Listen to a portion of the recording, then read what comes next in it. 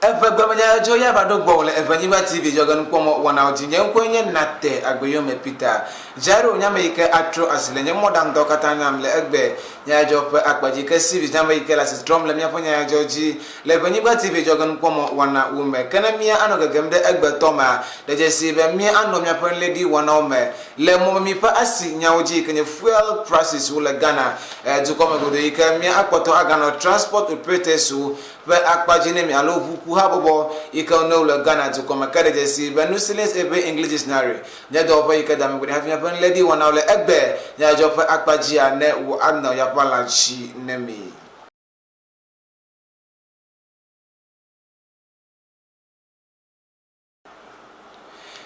akpa be mi ore ka klimi le yema ka mi ara ga gemde mi happen lady one pa akpaji nemi injo de jesi be momi pa si le liter ka akpaji yekenya price of a liter le fuel nya pa akpaji a enya nu ike to cedi andrenti le zigwanto le ikama momi drapa de le Ghana zo come godo we amere ike wo le dodu yeden atume ka cho de jesi be le ikama wo nu machuchu adele apejunu gbanto pangega we adie gbele fa ko vi bro emi ma ya etende jesi be le petrol le likare ka akpaji a ele yim le cedi aden peso bla aton ka le gwel momi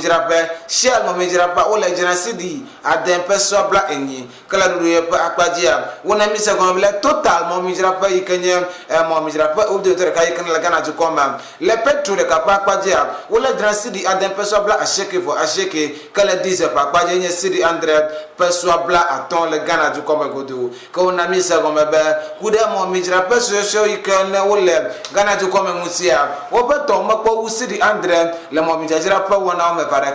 kala dodo ikana Institute for Energy Security IES do pa ikana nyano kokuda momi panya unti kwa plejire gbe musa panya unti a wona misa ko mebe nyano mokon le ikama wo adare momi pa wona oji le Ghana to come le ezievele pa kwa ji kenya second price window pricing of fuel le Ghana to come godua na momi panya ne IG alagbele to come ko na misa ko mebe le Ghana to come de jesi ba momi price ele no ika IG ko to siri ade possible aton la dodo ye pa akwaji kala IS banya wo akpaji a wona misa go momi pa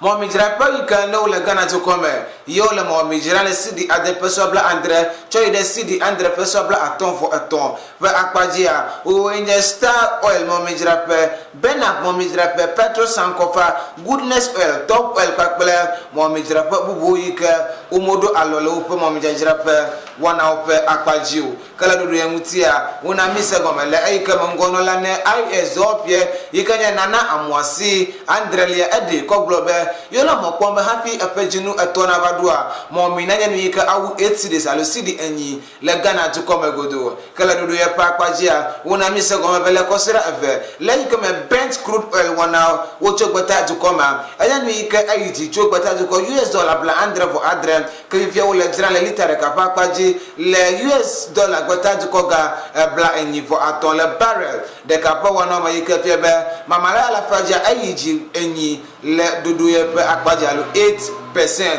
ka ga yiji ka wo de mebe le gasoline pe mo minya ojia aya nu ika ayiji gbata ga US dollar bla sheke mama andre le Ghana to ko pa akpaji ka fie be le du ko godo ma ika le mo mi ponti do wo ma ele gbata ga US dollar akpe ala fa andre bla andre for enne ba kule peso bla sheke for enne le dodo ye pe akpaji ko na mi se ko mebe le metric de ka pa akpaji a le 8.52% a fifie ayiji ika ovado le kama aji le gbataga US dollar alafa adam bla sheke for adam le mi ape nuto woman ka wona mi se ko mebe don go via le metric de ka pa akpaji le kama na aje mo mi le abuso so ade ma yenye gbataga US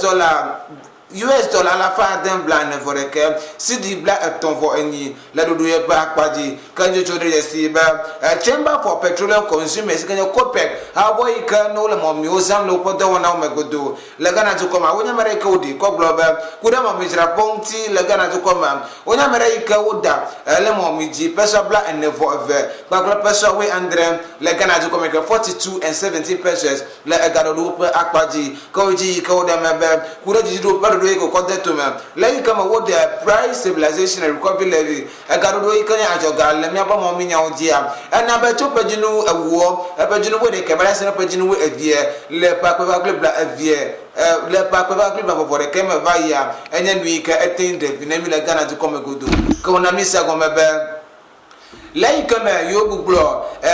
price stabilization and recovery levy church of va and am mi pa asio allergy le dodo ye pa akpaji kene mi akoto ga no lady po wana o menemi le mo mi pa nya o menemi goku the just ba collection of transport operators union o ya mare ke odi ko globe yo le mo kwombe yo adale bujoji le Ghana to come peswa le Ghana to come mala ala faji bla eton ka dodo ye kene hawo manola we adan ado we kenya Ghana private road transport union GPRTU